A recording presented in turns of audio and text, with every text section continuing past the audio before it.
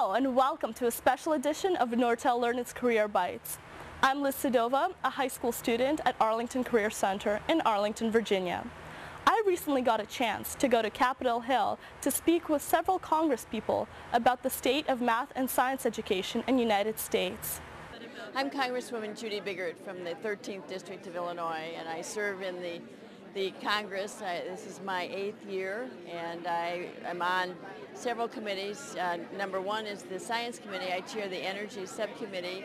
I'm on the Education and the Workforce Committee, so I work on all the issues of education. And then I have Financial Services, and the last one is Ethics. How did you get to your position?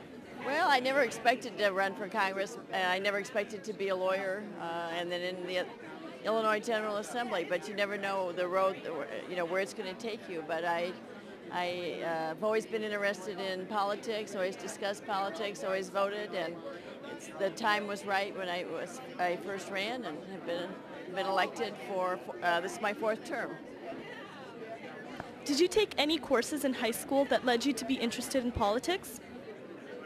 Well, I was interested in the law, actually. I'm a lawyer, so I went to law school, and I think I was really interested in legislation, and then did a lot of community work where there were issues that I saw that the community needed help, and I could do that with being in the legislature and working on issues rather than defending laws or people that had disobeyed the laws. I could actually help by making laws that would help the people. Does technology play a big role in your work? In the what? In your workplace? Well, absolutely. Since I chair the Energy Subcommittee, the science, technology is very important. And I think it's very important to all members of Congress, because if we can't compete on in the global economy, we're going to lose, the advantage that we have had because we're such a creative and innovative country.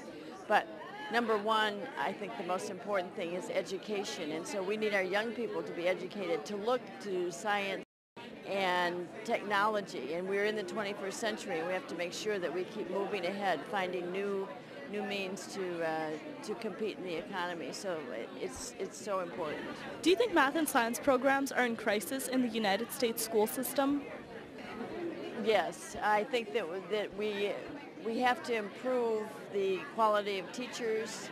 We have to encourage more young people to become engineers, to become scientists, to become mathematicians.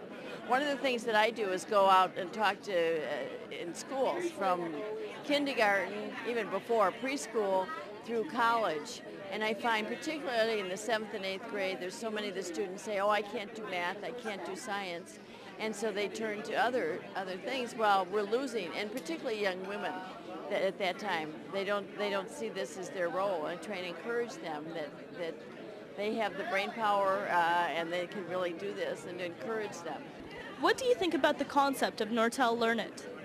I think it's great. The more that we can interest our young people in technology and in working in math and science and all of it, but particularly the technology, that we're going to succeed as a country. It's so important to our economy. Would you have any advice for students, or females in particular, interested in entering the technology field? I would say I would say particularly to young women that the field is wide open, and it's a great field to go into. That finding the jobs in that area, because this is the heart of where our economy is going. We're not going to have manufacturing jobs. We're not going to have those unskilled jobs. You have to have the skill, and the technology is there just for the asking. If you take the courses, get involved. Do you have any role models? Yes. Well, particularly my father, who said, you can do and you can be anything you want as long as you get a good education. So I think I would always tell students to take full advantages of all of the education they have, just really hard work, and they will have the choices to do what they want.